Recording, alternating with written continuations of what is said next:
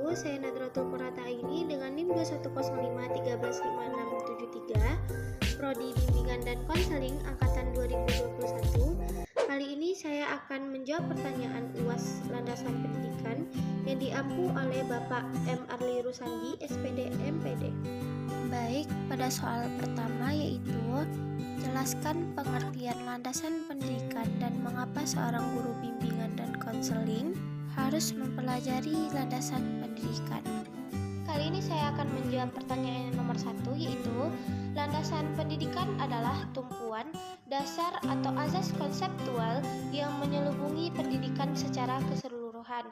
Biasanya yang dibahas terkait landasan pendidikan ini adalah hakikat manusia sebagai makhluk pembelajar, situasi, proses perubahan sosial, aliran pelaksanaan, hingga permasalahan-permasalahan pendidikan. Landasan-landasan tersebut meliputi landasan hukum, filosofis, ilmiah, hingga yuridis atau hukum yang melindungi hak pendidikan.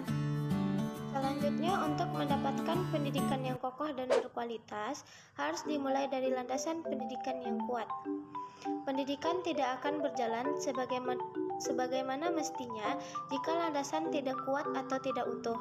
Landasan pendidikan ibarat pondasi dasar untuk membangun pendidikan sesuai ke arah yang dicita-citakan bangsa. Tentu kita tidak ingin mencetak generasi penerus hanya dengan berpedoman pada nilai yang dihasilkan saja kan? Namun, nilai hanya juga menunjukkan kuantitatif dari hasil pencapaian belajar, tetapi tidak bisa dijadikan sebagai alat ukur keberhasilan karena kualitas pendidikanlah yang menjadi indikator utama. Jadi, perlu upaya penerapan landasan pendidikan yang kokoh agar tujuan pendidikan tersebut bisa tercapai.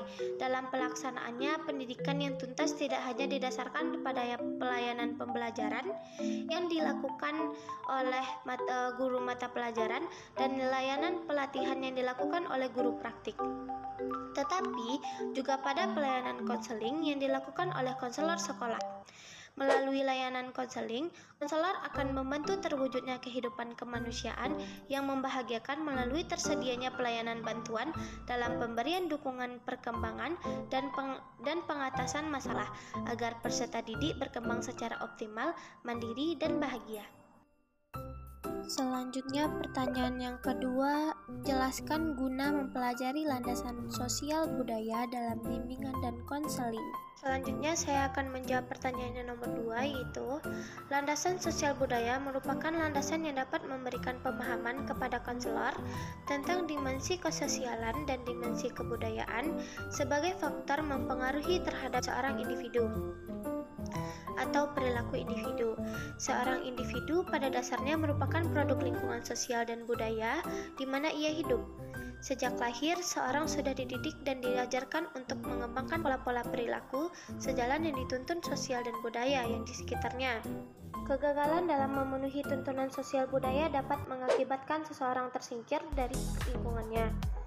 Lingkungan sosial budaya yang melatar belakangi dan melingkupi individu berbeda-beda sehingga menyebabkan perbedaan pula dalam pembentukan perilaku dan kepribadian yang bersangkutan. Apabila perbedaan dalam sosial budaya ini tidak dijembatani dengan baik, maka tidak mustahil akan timbul konflik internal maupun eksternal yang pada akhirnya dapat menghambat terhadap proses perkembangan kehidupan pribadi dan sosialnya. Landasan sosial budaya menunjukkan pentingnya gambaran aspek-aspek sosial budaya yang mewarnai kehidupan seseorang.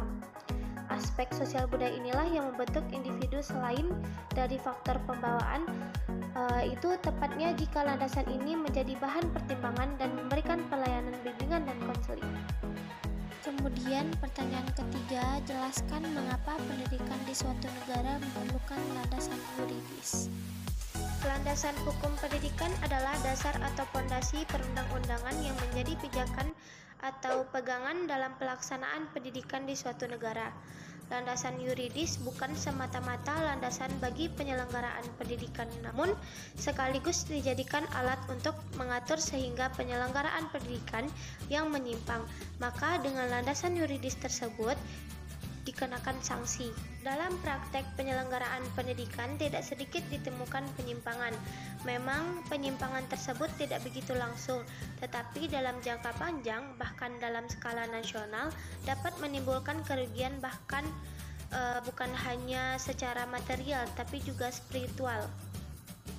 Penyelenggaraan pendidikan yang sangat komersial dan instan dapat merusak pendidikan sebagai proses pembentukan watak dan kepribadian bangsa, sehingga dalam jangka panjang menjadikan pendidikan bukan sebagai sarana rekonstruksi sosial, tetapi dekonstruksi sosial. Kemudian pertanyaan yang terakhir adalah, jelaskan apa pentingnya landasan teknologi dalam penyelenggaraan pendidikan. Meningkatnya teknologi di era globalisasi yang serba modern ini bisa diterapkan pada dunia pendidikan sebagai fasilitas lebih dan serba canggih untuk memperlancar sebuah proses pembelajaran yang disampaikan.